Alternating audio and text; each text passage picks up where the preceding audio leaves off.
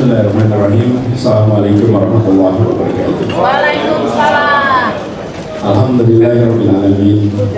Wassalatu wassalamu ala asrofil anbiya'i wal mursalin. Sayyidina wa habibina wa maulana Muhammadin wa ala alihi wa ashabihi ajma'in. Amma ba'du. Teman-teman semua, teman-teman seperjuangan, keluarga besar alumni HMI yang saya hormati, semua saja yang hadir di sini, yang tanpa disebut nama satu persatu, semua yang hadir adalah semua yang memilih untuk bagian dari gerakan perubahan Indonesia. Pertama, terima kasih kepada Kang Wijaya yang menginisiasi kegiatan ini, khususnya kepada Bang Taufik yang pada saat kita berdiskusi beliau sedang terbaring dalam perawatan di Singapura. 2 minggu lalu saya menjenguk, kondisinya memang penuh dengan tantangan. Dan benar seperti disampaikan tadi, Bang Taufik ini selama perjalanan mungkin saya sebut 6 tahun terakhir ini, sejak 2016, adalah salah satu orang yang terus-menerus konsisten mendampingi, menemani, termasuk membimbing, membela di dalam semua perjuangan di Jakarta. Terus-menerus, bahkan beliau itu sudah rencana tidak mau memimpin kami Jaya lagi, betul ya? Udah beliau sudah selesai. Terus ketemu di balai kota, dia bilang, Bang, kalau bisa Bang Taufik masih lagi. Berubah langsung, yuk saya berangkat lagi, tugas lagi, siap lagi, dan terus-menerus konsisten. Karena itu kegiatan ini pun tidak lepas dari ide Bang Taufik. Terima kasih. Dan kita doakan insyaallah Bang Taufik segera disembuhkan, dipulihkan seperti semula. Mudah-mudahan nanti Bang Taufik dapat kesempatan untuk mendengarkan semua rekamannya, karena perbedaan waktu di sana pasti sudah larut malam, dan insya Allah nanti ini menjadi kumpulan yang membanggakan juga untuk beliau di sana. Bapak sekalian, teman-teman saya hormati, tadi kita sudah mendengarkan begitu banyak pandangan yang dimulai dari 2 orang profesor, Siti Zuhro dan Profesor Laude Kamaludin, menyampaikan beberapa hal besar. Urusannya besar, tapi memang betul Indonesia ini besar, penuh tantangan. Dan saya perlu garis bawahi bahwa kami selalu menjadi bagian dari menyelesaikan setiap tantangan yang ada di Republik ini. Sejak lahirnya 47 sampai dengan sekarang, kita tidak pernah absen dalam semua urusan. Di masa-masa krisis datang membawa sikap. Ada hal penting yang hari-hari ini sering terlewati, nilai, tata nilai, values, bukan nilai sebagai angka, tapi nilai dalam artian values, bahwa ketika berjalan sebagai sebuah negara, sebagai sebuah bangsa, maka keputusan-keputusan besar yang menyangkut bangsa ini itu bukan hanya soal cost benefit. Dan dalam cost benefit tidak ada nilai, yang ada adalah untung dan rugi. Dan cost benefit ini bebas dari semua nilai dalam artian pragmatik.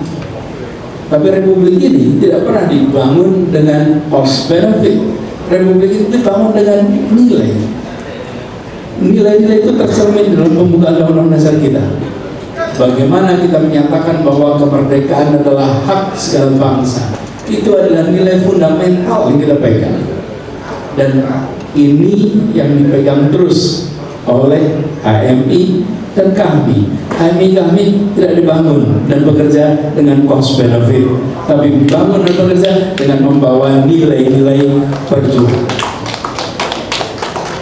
Kita dulu namanya apa? ND. Panjangannya apa? Panjangannya apa? Kata pertamanya apa? Nilai. Membawanya itu nilai. Ini yang hilang. Jadi ketika kemudian nilai itu tidak dijadikan sebagai pegangan, segalanya menjadi boleh. Segalanya menjadi boleh. Dan nilai-nilai itu yang harus kita kembalikan. Jadi ketika kita bicara perubahan, maka kita artinya mengembalikan nilai-nilai menjadi pegangan dalam menjalankan pengelolaan Republik ini. Ini harus kita pegang. Nah, ini tadi juga yang kita dengar. Jadi saya menarget yang sampaikan Pak Willy tadi, Pak Siti Zuro, bahwa kita sedang istrinya sakit, sedang banyak masalah, banyak tantangan. Dan betul statusnya saya ini adalah memang kalau ditanya pekerjaan saya ini mungkin perlu daftar kartu prakerja. Belum ada pekerjaan sekarang ini kosong, bisa gitu. Hari ini bisa di sini, besok bisa ke Surabaya, gitu kan. Jadi kita bisa kemana-mana gitu, memang. Makanya waktu itu ada kaosnya tuh, abdi nungidat, nah anjir ket. Kita yang keliling kenapa jadi yang lain yang berpusing. Nah kita coba jalankan ini, karena itu teman-teman perjuangan semua yang saya hormati, pesan-pesan tadi saya catat. Dan Bang Laude tadi pesan tentang ada pergantian generasi, angkanya ada 160 juta generasi baru. Indonesia itu selalu punya generasi baru, dan generasi baru kita itu membawa namanya aja baru, kebaruan. Tapi ada satu hal yang pasti, mereka tidak pernah lepas tangan dari urusan yang ada di Republik ini. Jadi saya mempercayai bahwa generasi baru itu bukan berarti orang yang melepaskan diri dari problem, tapi justru mau turun tangan untuk mengurusi problematika kita. Ada tema-tema yang menarik bagi generasi baru, misalnya seperti lingkungan hidup dan lain-lain. Tapi apa cirinya? Salah satu cirinya mereka memikirkan masa depan. Tema-tema yang menyangkut masa depan itulah tema-tema yang mereka berminat. Tema menyangkut masa lalu, kadang-kadang mereka tidak punya minat. Nah, generasi yang lebih tua itu banyak ceritanya masa lalu. Dan itu juga barangkali pembedanya, Bang. Kalau ada orang yang pegang mikrofon dan mulai dengan kalimat dulu, ini sudah tua. Ini sudah tua. Jadi Bang Yamin dia boleh pakai kata dulu, Bang. Karena kalau pakai kata dulu berarti tanda-tanda sudah tua. Kalau mulainya besok, kelak, nah ini berarti masih muda. Rambut boleh warna apa saja. Kalau bicaranya masa depan, maka sesungguhnya masih muda. Kira-kira gitu. Nah, ya itu catatan saya perhatikan nanti. Dan ada beberapa hal tadi disampaikan seperti Mas Priyo juga, ke depan kita punya yang disebut sebagai orang-orang yang senyap, tak bersuara, tapi punya aspirasi. Aspirasinya bukan aspirasi pribadi, aspirasinya aspirasi untuk negeri. Yang hari ini banyak yang diam, banyak yang tidak bersuara. Dan ini adalah sesungguhnya potensi yang harus dijangkau, harus kirimkan pesan. Jadi pada malam hari ini saya ingin sampaikan pada semuanya barangkali harapan untuk bisa menjangkau semua, seperti tadi yang disampaikan dari NTT dari Bang Anwar menyampaikan untuk jangkau semua. Ini saya mau garis bawahi kenapa saya meminta ini kita kerjakan sama-sama, karena saya pun berada di sini itu karena saya dapat panggilan tugas.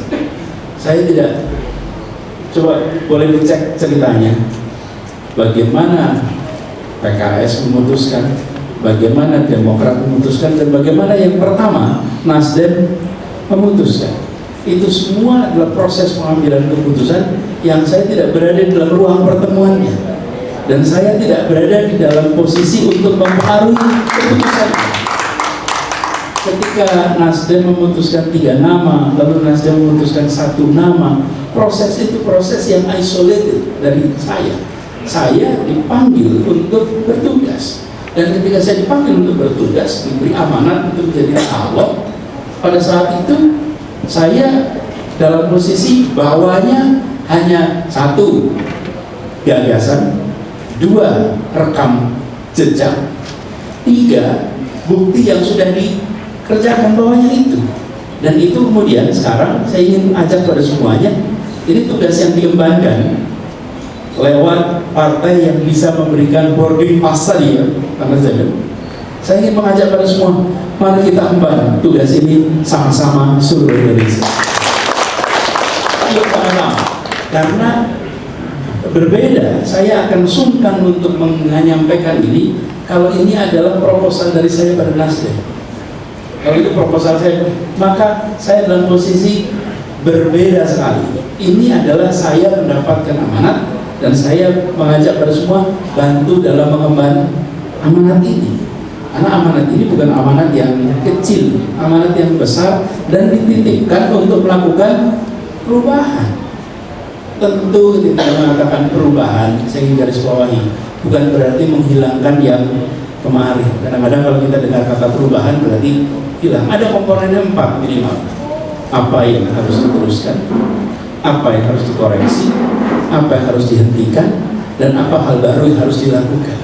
Ini bagian dari perubahan ke depan. Ini minimal 4. Dan kami sering sampaikan bahwa setiap 5 tahun bangsa ini diberi kesempatan untuk berhenti sejenak menentukan arah ke depan.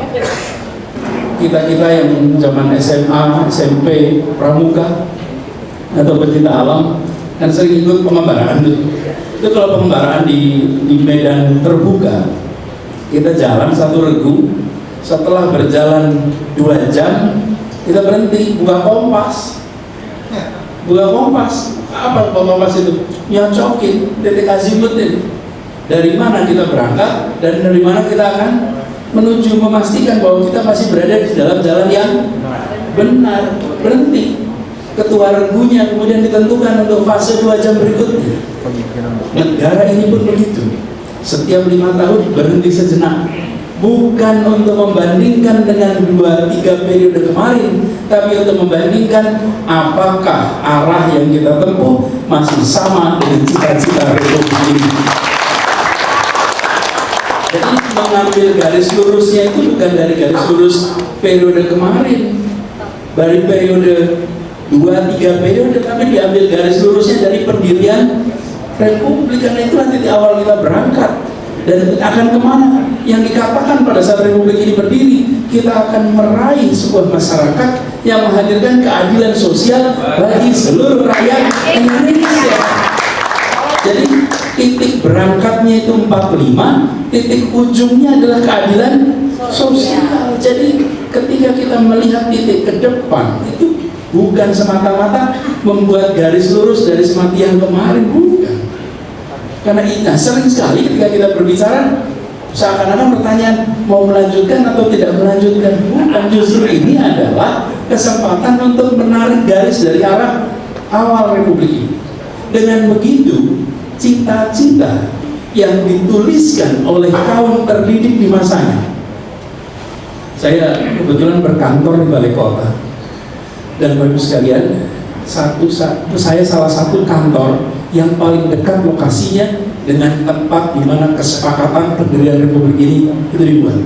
Namanya Gedung Pancasila di kantor Kemlu. Jadi saya selalu sampaikan dalam pertemuan dengan para kepala dinas semuanya, Bapak Ibu sekalian, saya dapat amanat dari rakyat Jakarta dan kita berkantor jaraknya kira-kira 1,1 km, 1.100 meter dari Balai Kota Gedung Pancasila itu. Cita-cita dan janji Republik ini itu menghadirkan keadilan sosial.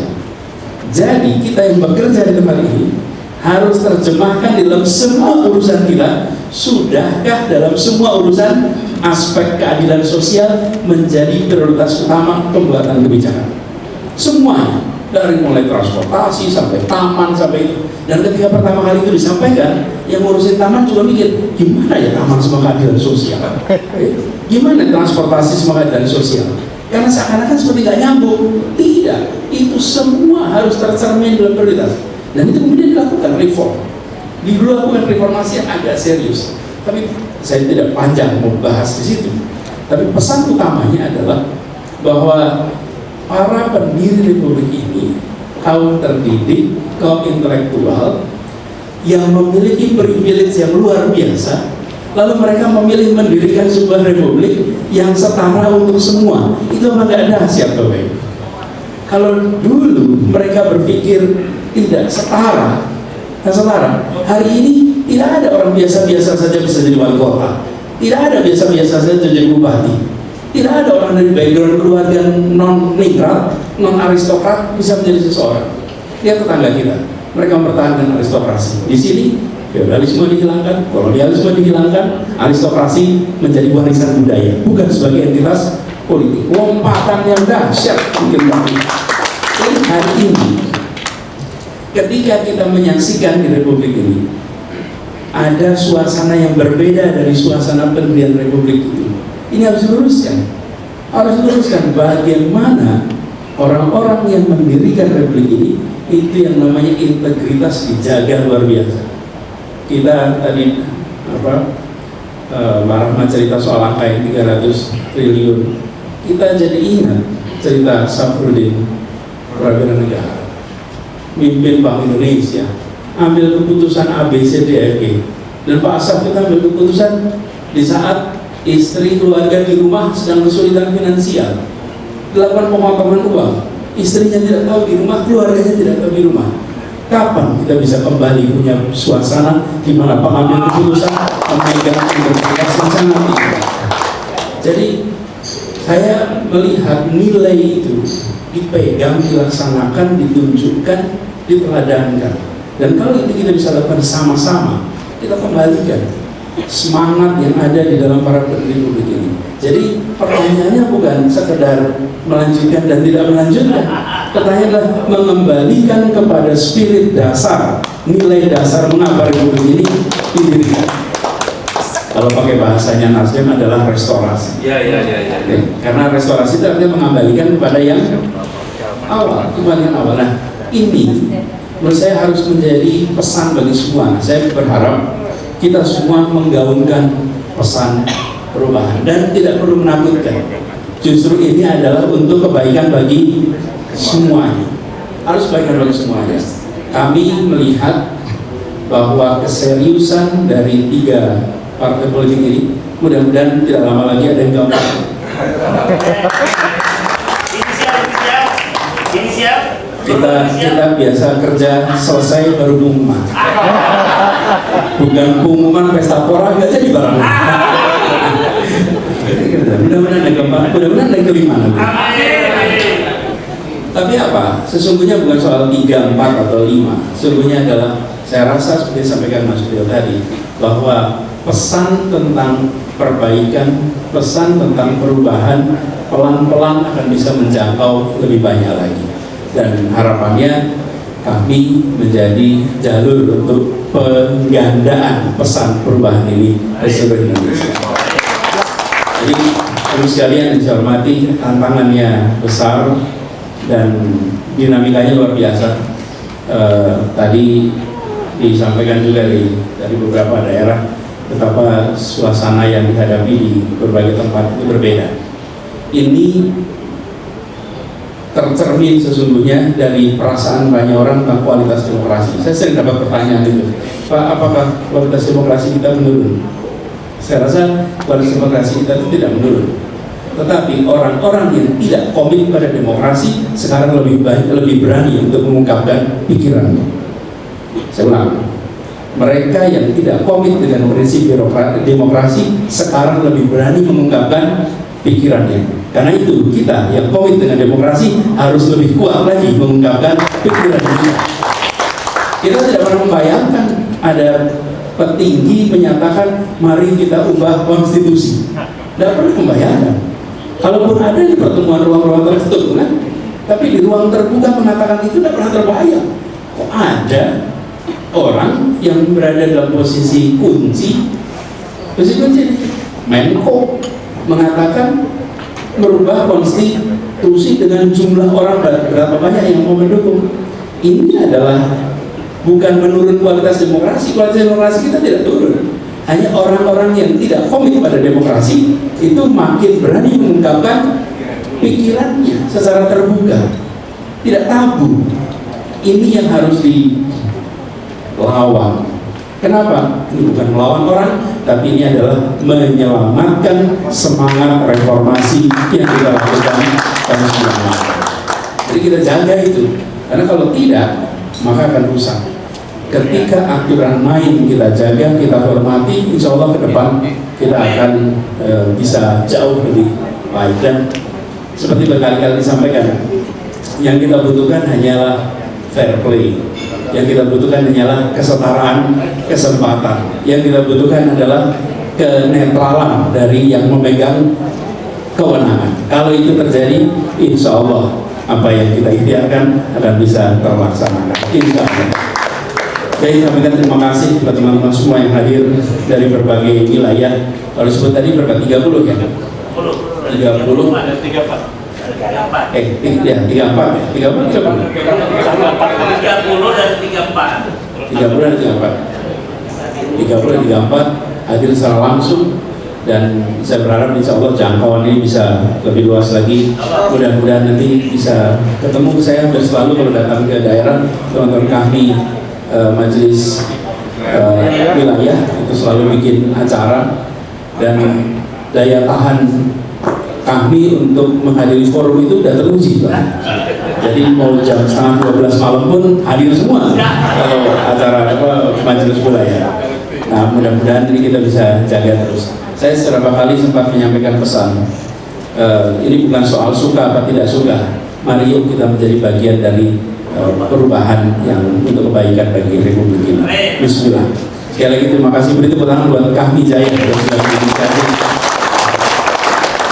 Jadi Bang Syukur dan teman-teman semua, Bang Amin, sekretaris yang sudah luar biasa all out. Dan insya Allah pertemuan ini jadi awalan. Hari ini yang kita miliki sesungguhnya bukan mencuri start. Kalau mencuri start itu kesannya seperti tengok kanan kiri cari kesempatan nyelonong. Bukan, ini adalah head start. Bukan mencuri start, ini head start. Head start itu artinya apa? Head start itu artinya seperti kita sekolah aja, kelas 5 nggak usah lewat kelas 6 langsung kelas 1 SMP. Ya, ketika namanya akselerasi itu siapa? Yang baik-baik saja yang akselerasi.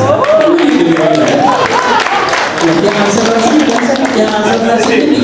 ini tiga partai ini melakukan akselerasi karena tiga partai ini memikirkan hari ini tiga partai ini bisa kemana-mana dengan leluasa. Dan Nasir Jamil bisa keliling mana-mana luas, betul nggak Bang?